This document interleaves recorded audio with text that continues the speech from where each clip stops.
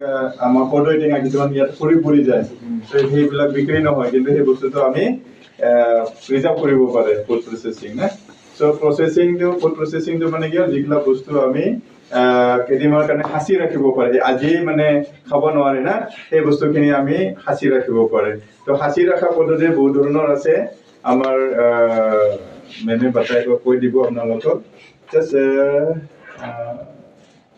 something like making how to make pickle mango. First of all, you do okay. Then the raw material will be the green, okay, and unripe one. Then after that we cut into first we wash first and all, okay, and then we cut into pieces, okay. We remove the seeds. প্ৰথমতে জানে যে আচাৰটো বনাব লাগিলে কেঁচা লাগিব হা জানিব যে আমি